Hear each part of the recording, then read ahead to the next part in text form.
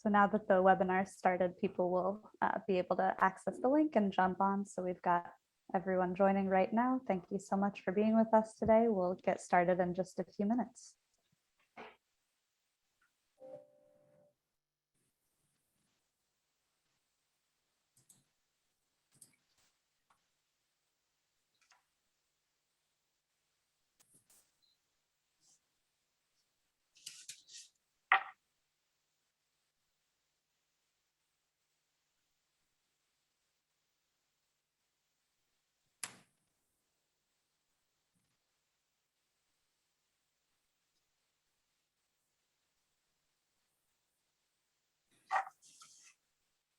Hey, good afternoon, everyone. Thank you so much for joining us today. This is the inaugural learning session as part of ACCT's Rural Community College Initiative. We're so happy to have you all with us here today. My name is Rachel Rush Marlowe, and I'm the Senior Program Manager at ACCT. I'll be sharing a little bit with you all, for those who might not be familiar, about our Rural Community College Initiative, and then introduce our wonderful panelists and let them take it from there. So for those of you who aren't familiar, we published a report in February of this year following 18 months of research on rural community colleges in 5 states. As a follow-up to that report, we were fortunate to receive additional funding from the Bill and Melinda Gates Foundation to continue our research in supporting rural community colleges. And one of the biggest findings that we had from that work and all of the interviews that we conducted with community college leaders and rural leaders across the country was that there was a real need for additional opportunities for our rural colleges to communicate ideas with one another. Every interview that we conducted, we would have a few trustees or presidents on the line from different parts of the country, and someone would say, well, wait a minute, how did you fund that program? Well, where did those students come from? How did you retain so many students that year? And so we saw that there was a real interest and opportunity for us at ACCT to help facilitate these conversations and these connections. And so as part of our new initiative, we'll be reaching out to institutions again across the country. We're seeking to engage a minimum of 55 colleges. So if you haven't already reached out to express interest, please reach out. I'll be providing our contact information for myself and others at ACCT you can get in touch with to get involved. But as part of this work, we'll be convening rural community college leaders to establish a nationwide network, some peer learning opportunities. We'll also be providing technical assistance and support to rural colleges that are seeking funding or seeking ways to connect with either state or federal entities that might have opportunities for resources and support. And then a big part of what we'll be doing is these monthly webinar learning series. So this is the first in our series, and we're so excited, to welcome you today to talk a little bit about rural colleges and athletics. So we're joined today by Dr. Chris Parker, President and CEO of NJCAA, Dr. Ty Stone, President of Jefferson Community College, and Dr. Michael Calvert, President of Pratt Community College.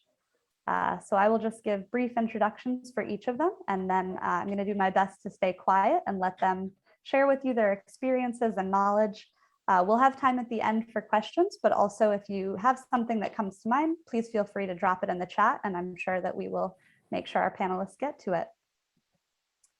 So Dr. Ty Stone has a true passion and love for higher education. She first identified this passion in her work as a professor more than a decade ago.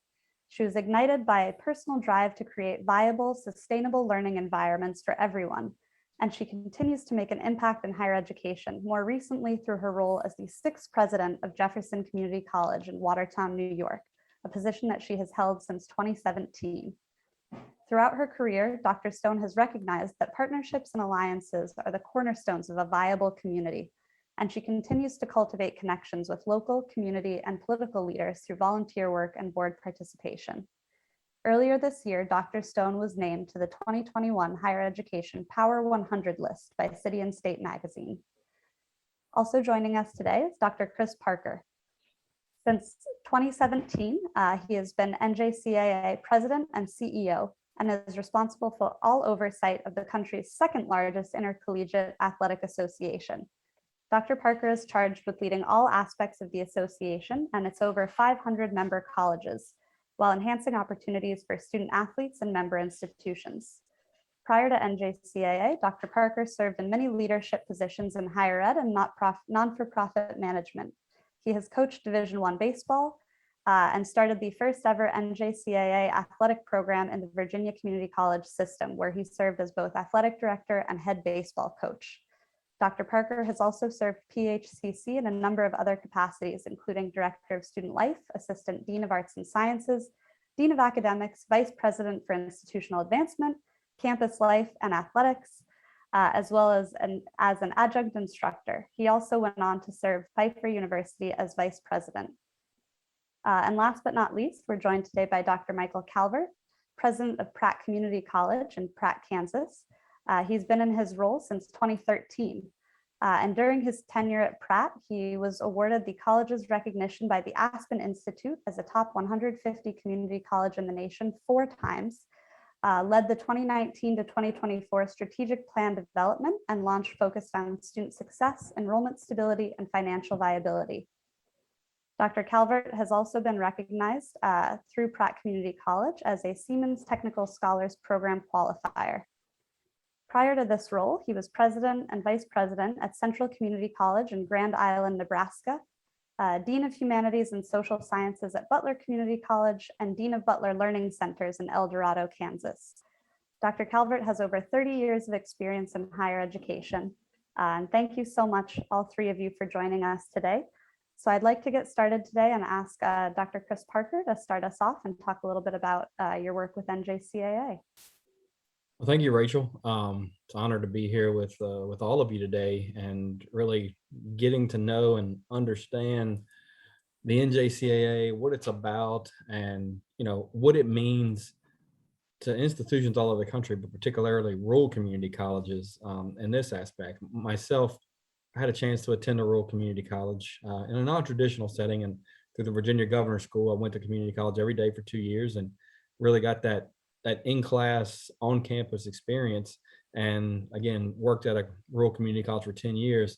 I've seen firsthand how it can change and how it can really evolve and shape not just the college in general, but the whole dynamics of pulling others in, of fundraising, of the market and media, of community engagement. And we're going to get into a little bit about that as we go along.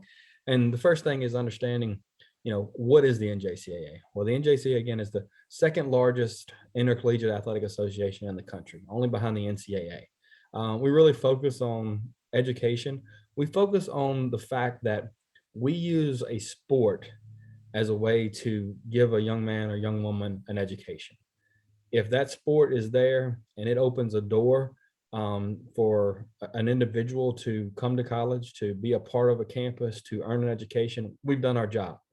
Where they go and where they move on next, it's countless opportunities. It's endless opportunities, whether they go directly into the workforce or whether they go onto a 4-year school to continue to compete. We see various roles in all aspects, but again, our goal is to open the door by using some type of sport to provide an opportunity for an individuals to come to college. And once we can get that first generation college student across the stage, but for basketball, but for a soccer ball, but for a baseball, we use that to change generation after generation after generation, because that expectation of their daughters, their granddaughters, their great granddaughters now is the expectation that they can be a college graduate. But for the NJCAA, but for sports, would they have ever accomplished that? And we really like to focus on that, knowing that we're going to use athletics to really drive home that aspect. We're 45 of 50 states across the country right now. Maine, Kentucky, Alaska, Hawaii, and what's California. One of the California schools actually now joined the NJCAA. So we have roughly 45 out of 50 states represented in the NJCAA, and we're 60,000 plus student athletes. We've added 5 new sports in the last 2 years with grants and partners, really helping to drive those. But our main mission is to foster a national program of athletic participation in an environment that supports equitable opportunities consistent with the educational objectives. So again, we're taking athletics and education and really putting those two together. But who is the NJCAA? Well, again, we have a national office of a little over 20 full-time employees. We're headquartered out of Charlotte, North Carolina. We have 24 regions. Regions are broken up around the 50 states. Everybody's placed in a region arbitrarily based on their location and proximity and the data of numbers of schools. And, we have what we call regional directors. Our regional directors help us carry out the mission, help us keep processes and procedures in place. It really helps us focus on telling our story, but also doing our job and doing our job well. And that's making sure that the focus of student athlete is always there, with student always being the first word in that phrase of student athlete. Of the 24 regions, those regions then move on to district tournaments and to national championships. A lot of people don't understand we have 3 divisions, just like the NCAA does. We have Division One, which allows a student athlete to earn a scholarship for anything that he or she is eligible for on your campus. That means books, tuition, housing. And then we have Division Two, which means that you can earn a scholarship for tuition and books. And then we have Division Three, which means you do not earn a scholarship for your athletic ability whatsoever. But the critical thing to understand about the NJCAA and higher education is these athletic dollars are always last dollars. They're always the last dollars. So many of our students, nearly over 75% of the NJCAA population, qualify for federal, state, or other types of aid. Thus, when a student says, well, I received a scholarship, they may be playing at Division Three, which they don't have an athletic scholarship, but they received full Pell and they received other academic honors because the last few years, we've had over 20% of our student athlete population performing at a 3.5 and higher GPA after 4 semesters. That's significant when you really understand who is the NJCAA and what are these student athletes representing. But as we go through this, we really focus on the value, and the value can be very different depending on where you are. What are you looking for in ROI? In rural communities, the FTE value typically is the highest value there is. What does that FTE look like? In most cases, if you're SACS, COC, or higher learning, whatever your accreditation body may be, if you start a new academic program, you're going to have to go out, hire full-time faculty, get programs, and you're going to have to sit for 3 to 5 years to really get those classrooms, filled, get that program up and going. With athletics, we actually do kind of the opposite. We want to take empty seats that you already have in your everyday classes and fill those with bodies right away. And that's one of the things that athletics can do for you. When you really look at, bringing people to your campus, the expectation is that every student athlete at a 2-year school is actually worth 1.3 FTEs. And that's because they bring along friends, family, girlfriends, boyfriends, significant others, whatever that may be. They're usually worth about 1.3 FTEs for every student athlete that you bring in. So if you look at a very low cost sport like cross country, you're talking 20 to 25 FTEs per gender off the start that you easily could have on your athletic program. That's a very minimal cost. But you can hear from me, but I want to make sure that Dr. Calvert and Dr. Stone really share their perspective, because they've lived and breathed this just as long as any of us. And we'll start with Dr. Calvert and ask him to really give his take. So you guys know Dr. Calvert coached NJCAA football once upon a time, and he's worked his way through the system to be president for more than 10 years now. So he's certainly seen every aspect of the NJCAA impact. Probably means I'm just old, Chris, but been around a while.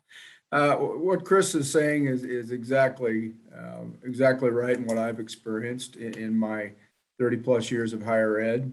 I didn't go to a community college coming out. I grew up in Iowa, did not have the experience or the exposure, I should say, as other states have. There are good community colleges in Iowa that they just weren't part of my mix.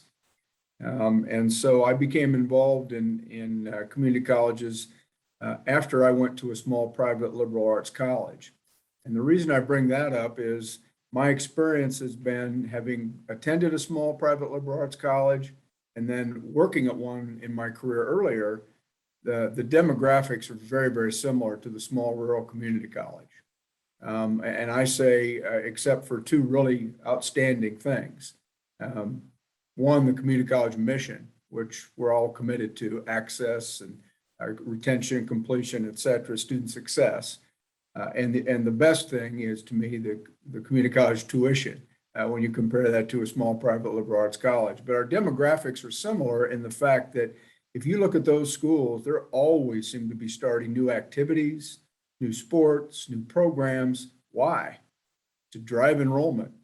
So we mirror that, obviously in a 2-year setting versus a 4-year setting. So the opportunity to grow enrollment is very, very strong.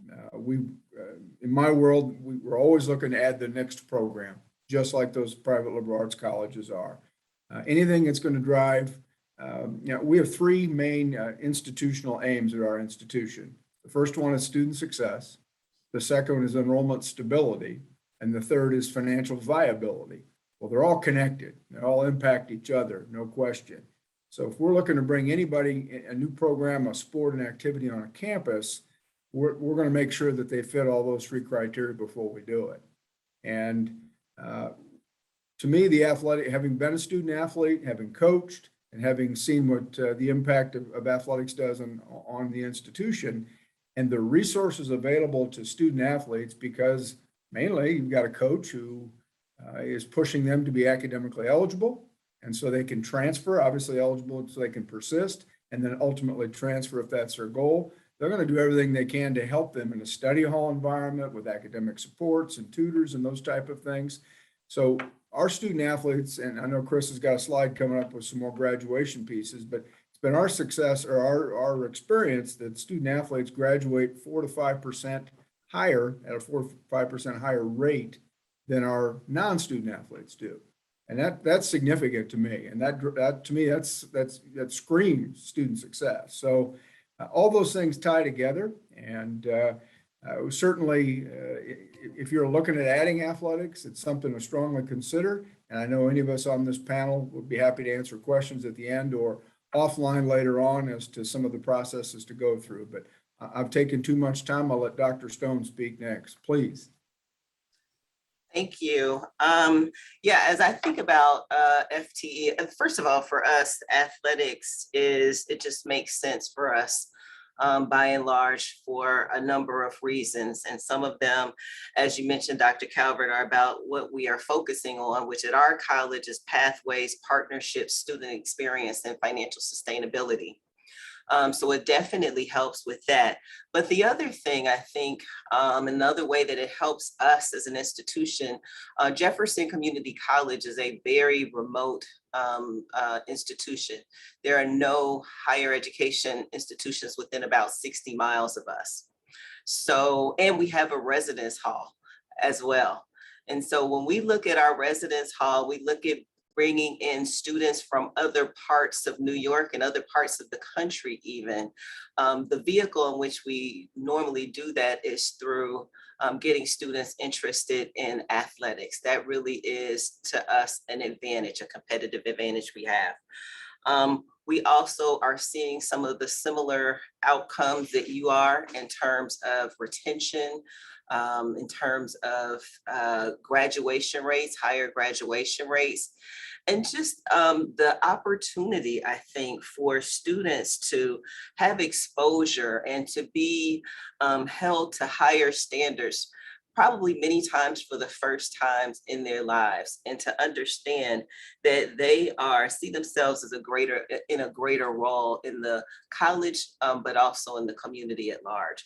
So I think for us, athletics really brings a richness to our campus and certainly a deeper experience to the students who are participating, who are coming to us to participate in our sports here on our campus.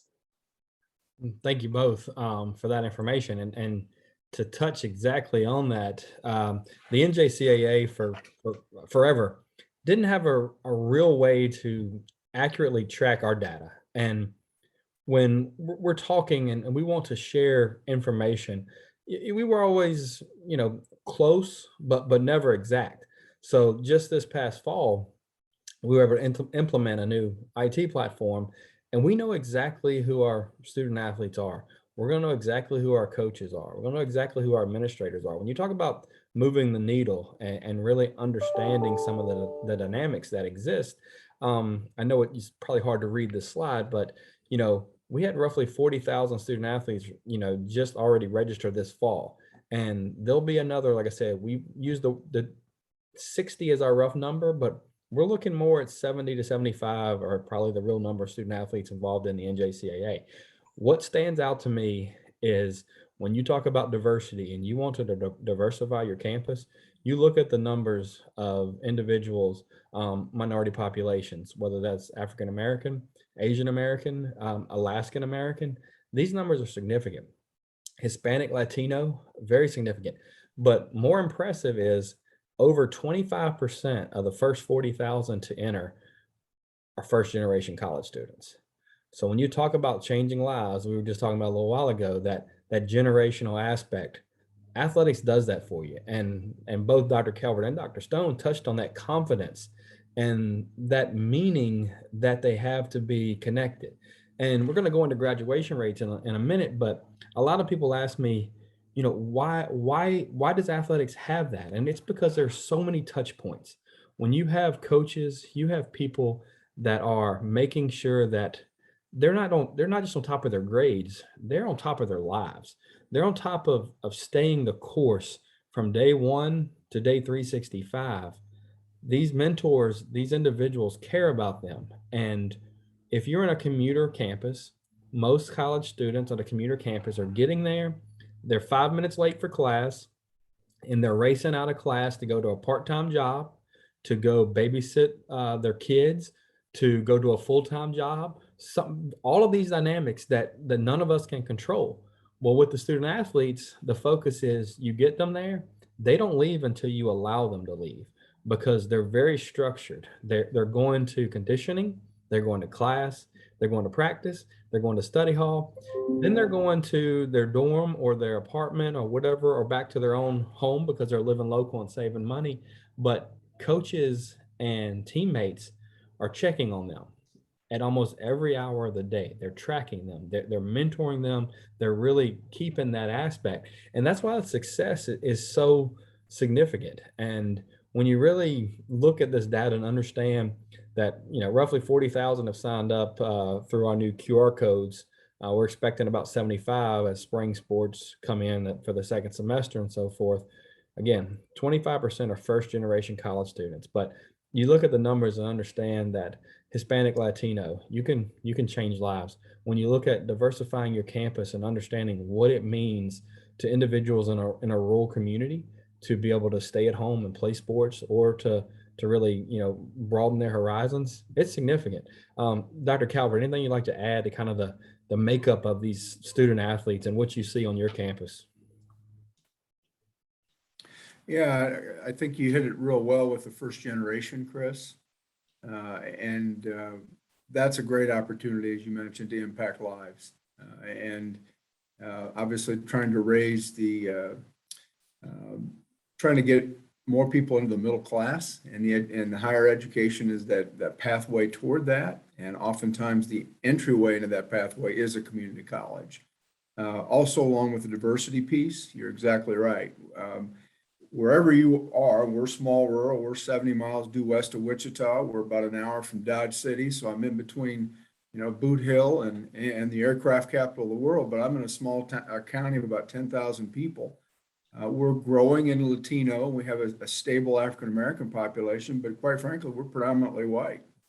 And when you bring our student athletes from international students, whether they be tennis players or soccer players, you bring our basketball players, men and women, our track and cross-country runners, et cetera, our cheerleaders from all over, and mix that in with esports, you've got quite the dynamic of not only Kansas kids, people of color, different cultures, international students, and we become our little melting pot here in small rural Kansas. So it's a really cool environment, and I love to be in the middle of it. And you never know. Every year is a new mix when they join, but they always just seem to adjust and get along well and appreciate the opportunities that having the ability to interact with people of different color, different cultures, different countries, different states provides each and every one.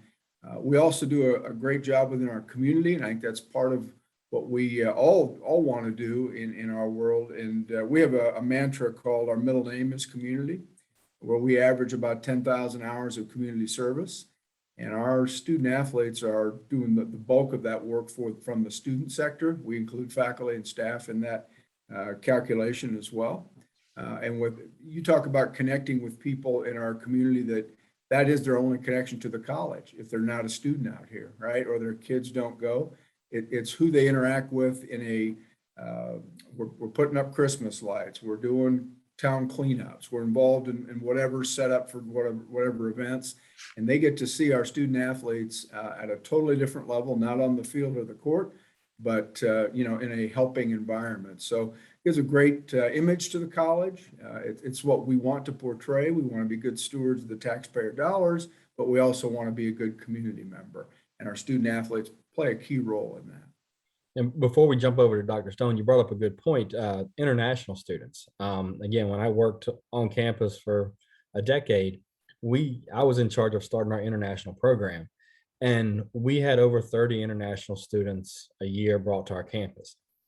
What was the most significant about that was understanding that our local individuals from rural Virginia had never experienced anything outside of that community, outside of the state, and we brought culture to them. So we had 30 international students, probably anywhere from 12 to 15 different countries. We were able to take them and actually help, culturally, engage our everyday students, and they really got a learning opportunity, and that benefited both sides of the equation there when you talk about the impact of international students. Not to mention they're paying 3 times the tuition in most states, is always a benefit. But Dr. Stone, tell us a little bit about this aspect of and what you see with the NJCAA in your campus. Well, first of all, I'm happy to know that I was thinking exactly the same thing, because I wrote down in my notes international, right? Because that has really helped us. Athletics has helped us expand our reach for potential students, and it's given, as Dr. Calvert said, just again a broad and rich experience for our rural students, not just the students who are coming here from other places, but also the experience and the exposure of the students who live here, broadening their horizons in ways that are just unimaginable. But the other thing I wanted to say about athletics for our college specifically is, when we look at ways that we are trying to retain our students to continue their success, one of the components that we know is engagement. And as you were mentioning, there is an engagement is really being part of a community.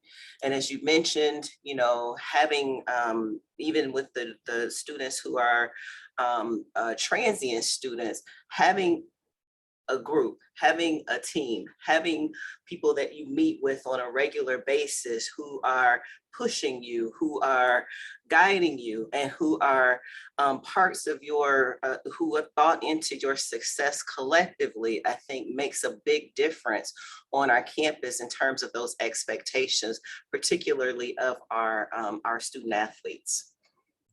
Excellent.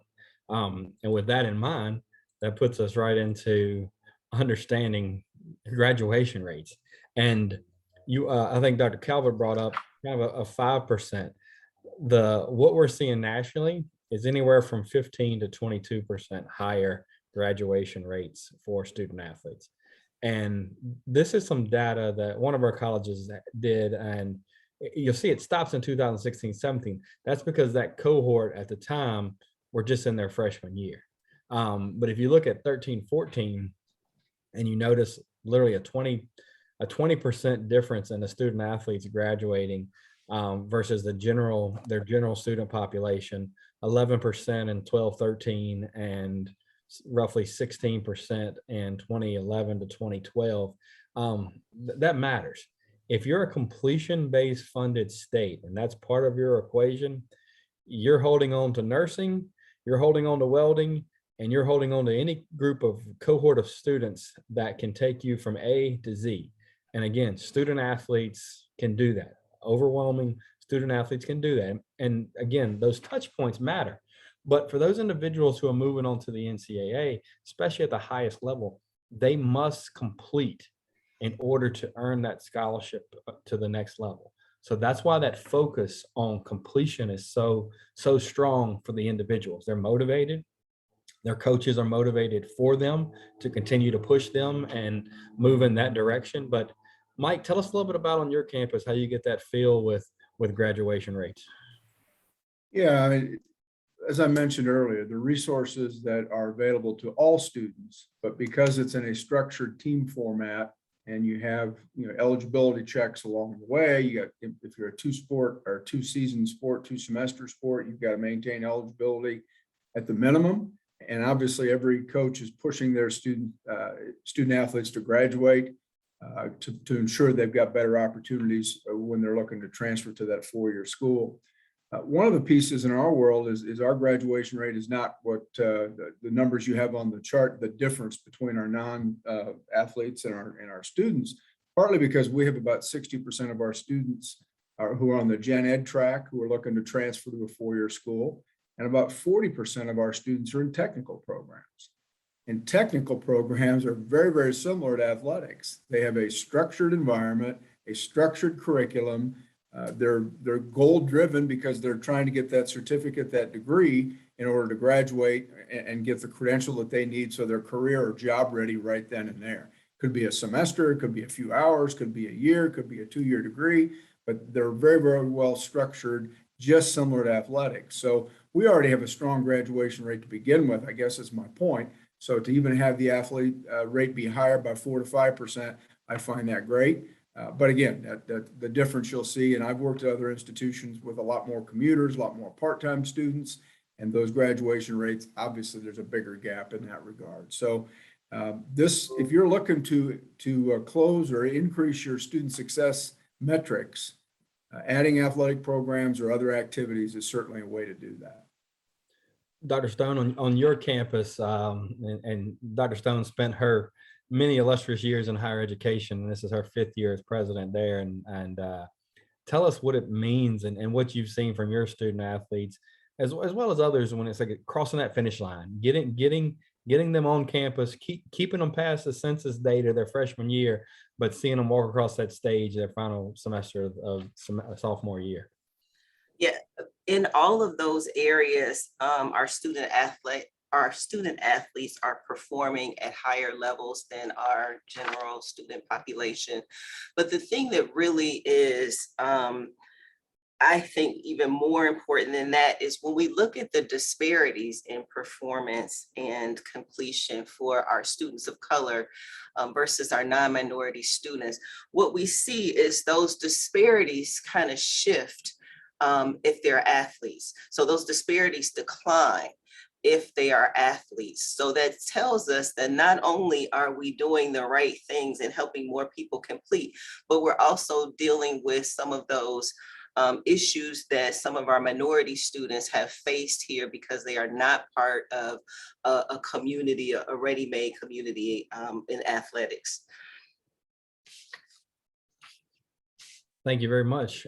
With that being said, that's one of the big things that we've needed to do from the national perspective is really educate our student athletes, educate our coaches, educate our fans on social justice, diversity, and inclusion. And this summer, I hired our first ever director of EDI for the national office. They have councils all across the country. They're working countless opportunities to really change the narrative, but more importantly, to educate people about what this means and how that plays such an important and critical role in the success of all of our culture altogether.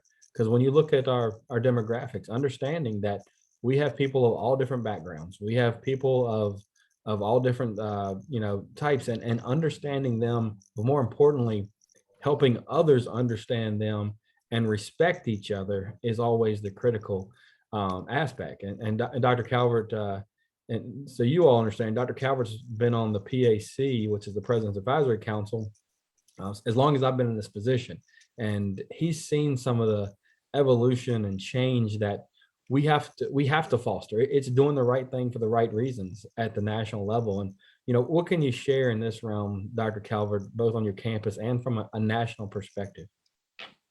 Yeah, thanks, Chris. And the NJCAA making the hire that they did for a staff member to lead this initiative speaks volumes. And it's been a long time coming, and certainly very, very welcome. Had a great presentation here recently at the retreat earlier this week, and really appreciated that message. Locally, we, as a result of just the unrest in higher ed and looking around, as you said, it's the right thing to do. So I challenged my Vice President of Student Services to form a diversity team, if you will, made up of faculty, staff, and certainly students. That's where it's at. And they meet on a regular basis, inform my president's cabinet leadership team of initiatives that they're proposing. The large percentage of student involvement with that group are student athletes and coaches.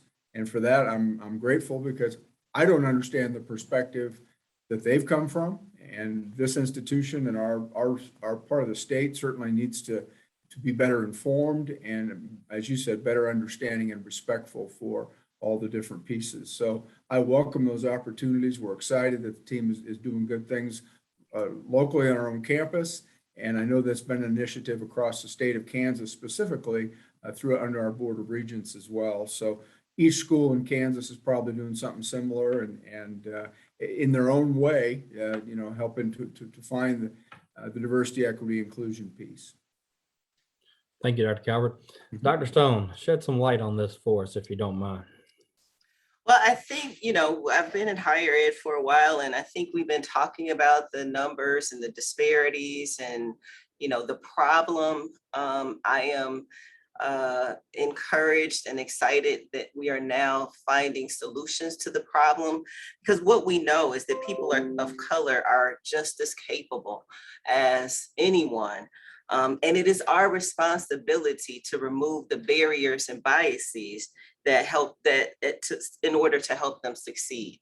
And so I think by doing what you are doing with the NJCAA to really focus on equity, diversity, and inclusion is the right way to go. And I think, when we're looking at it from an institutional perspective across the country, it just makes sense for us financially, whether we are a performance-based funding college or not. We know that retention and graduation rates go into many aspects of how we are evaluated as higher education institutions, whether it's through the IPEDS data, whether it's through how we get our FTE and continue to sustain ourselves.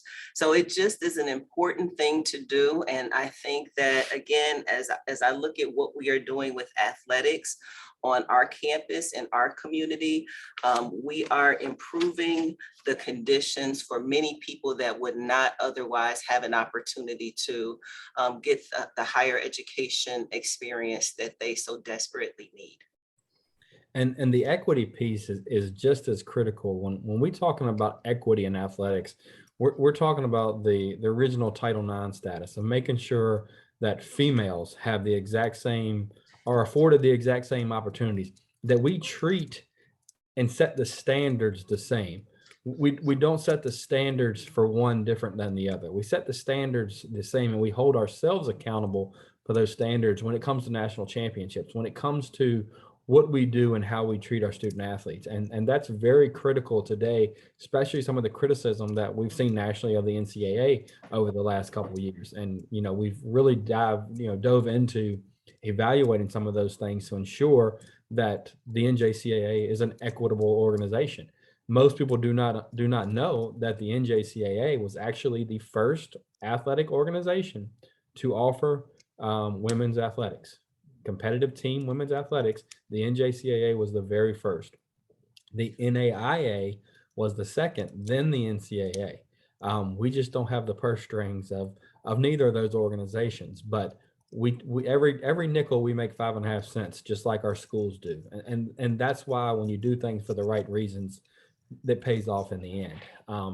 Dr. Parker, oh, I'm sorry. No, go right ahead. I think what you said about, using the lens of Title IX. So we've kind of been flexing these muscles for a long time and looking through lenses of equity, but we've just broadened that now. We've expanded it now. But you're exactly right. When I evaluate what programs we have, what athletic opportunities we have, we are looking at it from the perspective not just of the diversity from demographic types of diversities, but also, or I should say racial diversity, but also male versus female and that kind of thing, just so that we can make sure that we are giving a similar type of experience for all of our students on our campus.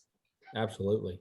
And this leads us to one other thing, and the community engagement piece. So again, I share this story often, but when I was a campus vice president, I did a study because fundraising is always one of those things that's needed, it's wanted, but it also can be territorial.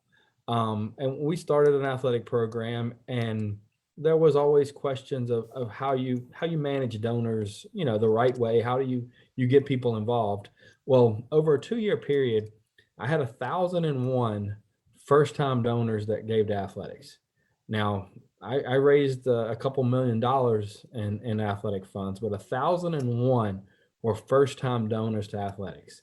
Within 2 years of that, 702 of them also gave to something else on that college campus. And it's because we got them to see the value of the college. We got them to engage. And when they did, they found out that our performing arts program was nationally recognized as well. And their daughter or granddaughter was going to come to school now to be involved with that. And all of a sudden they became donors of that program. They became enthused at the biology center that needed new equipment.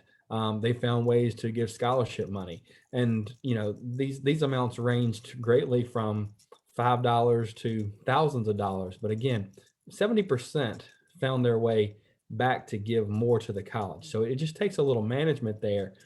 But community, as Dr. Calvert said, it's part of many of our schools' names. And athletics is one of the first places that administrators go to make sure that they have a group of individuals that can engage, that can really create an atmosphere of helping share the brand, spread the word, feel that camaraderie, because that camaraderie goes way past the individuals that are on your campus. And I'm going to start with Dr. Stone on this one because she just went through a rebrand. And that's exactly, I think, what her accomplishment was sought out to be. And she's already feeling that effect in a very short period of time by really using an engagement piece, a branding piece to bring people closer to our campus. Yes, we did. And if, one of the things that I realized very early, I'm not from rural America. So this has been an adjustment for me, of course. But one of the things I understood very early on is that in many rural communities, high school and collegiate sports it's an event, and people participate from the community in those events. It's something for them to do, and that's how we just continue to demonstrate our value to the community. So one of the things that we did, as you mentioned, was we started a rebranding campaign. Another way for us to ask our community what they wanted to see from us, how they wanted to see our Cannoneers personified in a brand, in a mascot. We had never had a mascot before in our 60-year history. And over 1,000 people participated in that survey, not only to give us what it looked like, but also to name our new campus citizen. His name is Boomer, by the way, and he or she is an eagle. But it has really brought a different type of life to our community, a different type of engagement for our athletics, and I think even a different type of commitment from our community to come back and support our athletic programs on this campus, because it's just so exciting. Thank you very much. And I'd say Dr. Calvert and our other colleague, Dr. Kenny Jr., are probably two of the biggest community engagement champions I've ever seen with getting the most out of making sure that engagement is there. Mike, tell us a little bit about that success and how much that just means to your campus, but also to your community. Absolutely. And Dr. Stone touched on that engagement and how you make connections with your community through your different activities. And certainly athletics is a big part of that. You hear the universities talk about the front porch of the university oftentimes is athletics. I don't know that we have quite that broad of a view of it, but it's certainly an opportunity to connect through performing arts, volunteering, student athletics, competitions, and that the sharing of your facilities, which we do. I mentioned our Communities Our Middle Name campaign. The two pictures you see on the screen there are from a couple of our different student athlete groups. The one on the left, they're serving dinner at a Circles for Hope, which is an attempt to reach people below the poverty line and help through education and reinforcement of social norms to get that group up out of poverty. It's been a great event or a process that we've had here in our community for the last several years. Our faculty and staff participate, but that's a picture of our student athletes as well. The other picture is a group of our softball team a couple years ago doing coats for kids. And so we set up a donation piece where coats were donated to grade school kids that needed them in our area. And then they went and obviously shared the gifts and had great interaction with them. We've got all kinds of interactions that occur, whether they're clinics, free clinics, opportunities for drills. Our men's basketball coach adopts a middle school every year, and the kids go to that school and working with practice. They do reading programs, and they bring them out to games. They give them a special T-shirt and that type of thing. Our wrestling coach does something similar. So there'll be a youth group seated next to the mat during home wrestling matches. So it's an immediate piece. If you can reach the kids, you get the parents, and that it all just kind of flourishes. And those are just a few examples. Chris also touched on the fundraising. When you have those engaged people involved, and they might not have known much about the college until they had those interactions. And yeah, you now have an engaged person and an opportunity to have those conversations about, look, we need scholarship dollars for this program, facility for this, et cetera. And it may be small amount of dollars, but everything counts. And once you've established that person as a philanthropic giver to your college, oftentimes you'll get them and not just for, like Chris said, not just for, I gave for the soccer scholarship. Now I want to give because you need a new facility that helps a library or whatever it is. So they understand the value of the college, and you have that opportunity through community engagement to help reinforce that. And that's just locally. Obviously, you've got alumni and pieces that have come through that you can continue through that. And we work very closely with our foundation. And all alumni are important, but those that have competed and have good fond memories of those competitions, and their experiences at Pratt Community College are often the first people we go to engage whenever we have a fundraising situation occur. So, yeah. And I think for us, when we talk about fundraising, so one of the things that we have right now is there is a competition. We've rebranded and redid our gymnasium. And so now we have two banks who are competing with each other to give us $50,000 to put their name under our scoreboard. And, so that's a good problem to have, right? So it has increased and elevated our profile in ways that we didn't even understand when we first embarked upon this work. Congratulations on that. That's Thank you. That's terrific.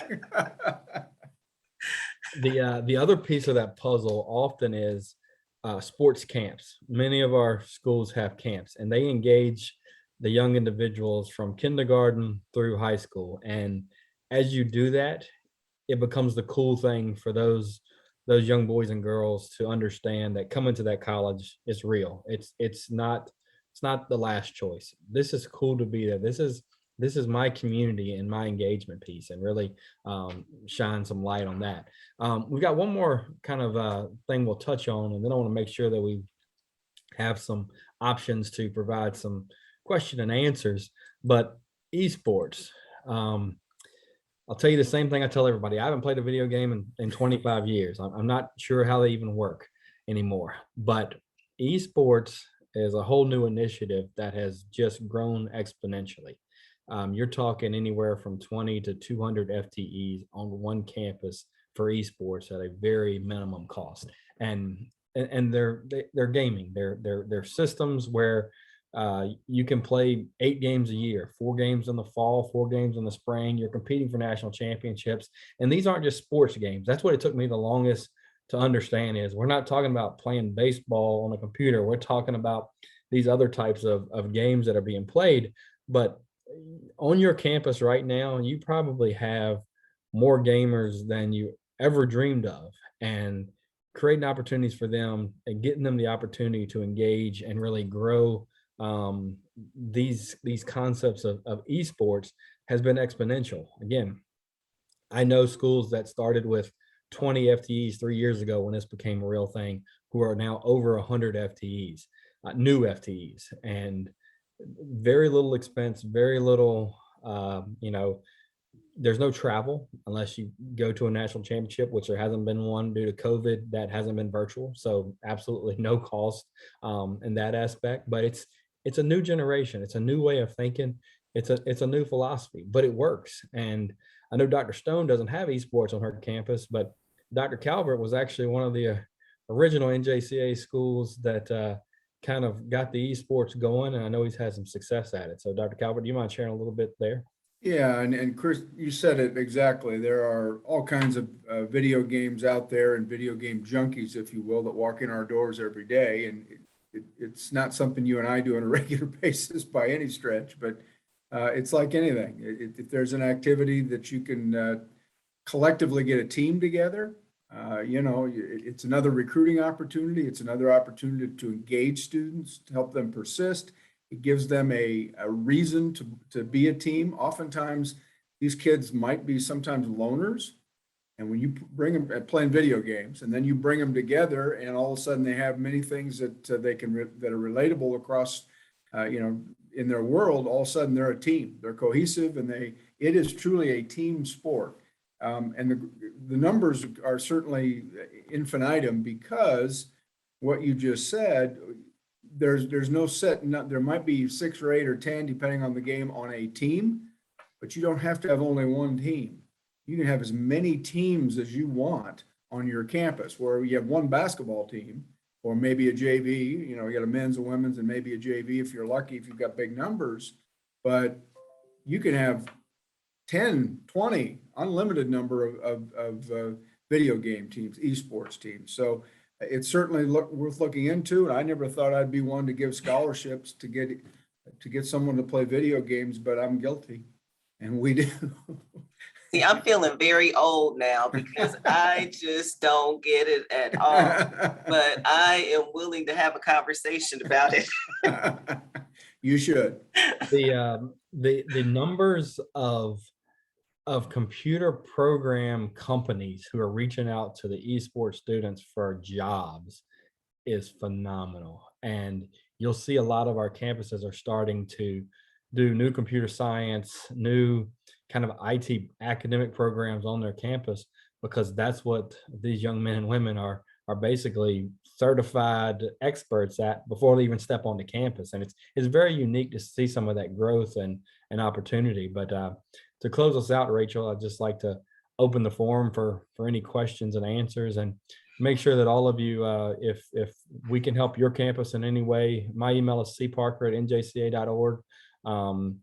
I know Dr. Stone and Dr. Calvert are happy to have you connect with them in any way as well. But I just want to be able to answer any questions from the group or audience that would like to have some answered.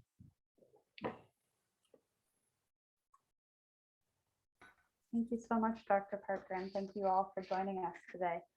We have, if you want to drop a question into the chat, or we also have a Q&A box. I see that we've already had a question in there, and thank you, Dr. Stone, for answering that.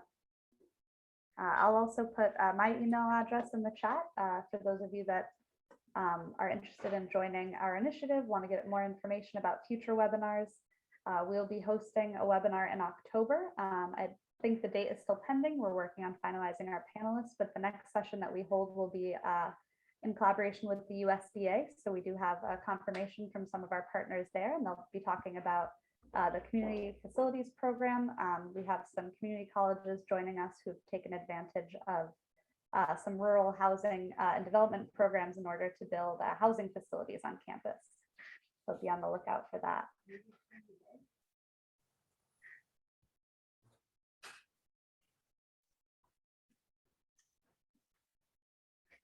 Well, if we don't have any questions, thank you, Robert, right away. I would love just to read out a little bit of the question that Scott had posted in the Q&A. Oh, well, we have another question first, since Dr. Stone has already answered that.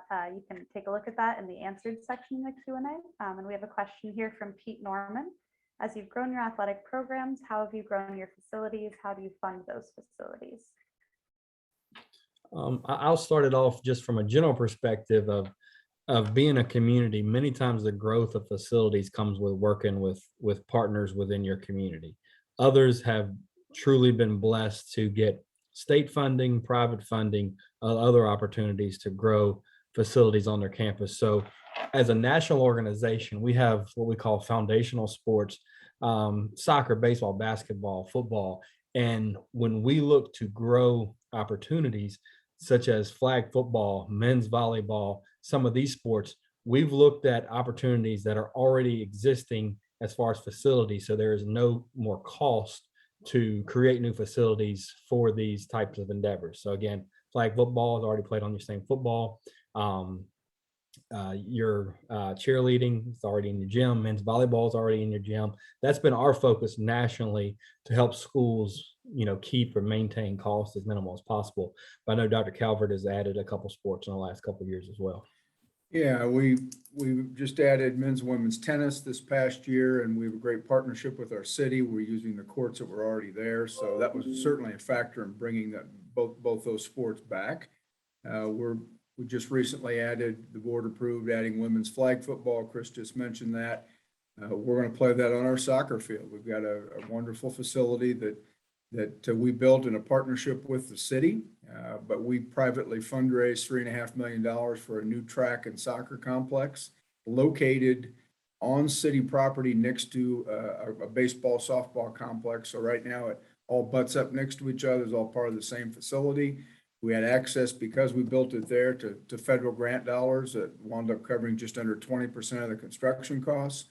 And then we've gone on the private fundraising campaign to fund the rest. And we've been very blessed to get all but about 700,000 of that taken care of. And that'll be done here in the next year, and it'll all be paid for. So yeah, there's all kinds of different ways of doing it, but certainly partnering within your community and small rural communities, we better be leveraging our own resources and sharing whenever we can. No reason to have everybody having 15 of the same things, right? So yeah, it seems to work well in our world. I think for us, what we've also done is we have two different organizations. So our auxiliaries are actually under our FSA, which is a separate nonprofit organization, and our foundation. So we're getting ready to build some turf fields for the first time ever. Yay!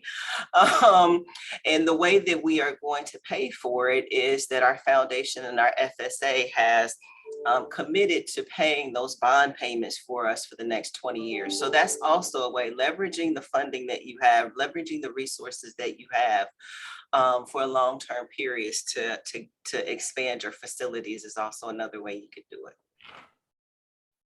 Excellent. Thank you both. Yeah, I would put that and we're in Kansas, we get a local property tax mill to help us. Obviously, we have state funding, local funding, and then tuition are three big ones. And with our facility that I just mentioned, the construction, no new tax dollars, no tax dollars at all. So it's all separated out, and even the better part is 40% of the funds that we've raised have come from outside of our county. Somewhere across the country, different foundations, and like I said, some federal grants. So anytime I can get money outside to come help my community, that's a win. And I see there's a question, how did you come up with the 1.3 FTE for every? That's a group of presidents in the past that have basically self-evaluated how many individuals come along with others. And that's some national data, where my next meeting today is with the National Student Clearinghouse, and we're really focusing on some of that information. But that's how that anywhere from 1.25 to 1.3 FTE calculation is configured. Mike, is there anything you can share on that kind of aspect there? Yeah, and actually, if you had football, American football, it's even higher. It's closer to 2. And so people come and they want to participate and want to be around a culture that has whatever sport and activities that they want to experience. So those are legitimate numbers and great data to have, and certainly factor into any decision you're looking at. And let me just add this one thing, because I think someone talked about it or hit on it. If there are institutions that are looking to build residence hall or to fill their residence halls, this is a way to do it. So right now on our campus, we have a 300-bed residence hall. Over half of them are student athletes. So that is the beauty of, if you wanted to get into the housing business, which is a conversation for a different day in terms of gray hairs and things, but Yep. Yeah, 75% of my dorms are activity-based students, which includes athletics, performing arts. So it's a draw. They get that campus life that they want. You're going to build them and they'll fill them. Hall fill. Yep. Well, thank you both for closing and talking about that, because it, again, transitions nicely as a little highlight for next month's webinar. But thank you all so much for joining us today. This was a really engaging conversation, and I hope that our participants found it to be one, because I certainly did.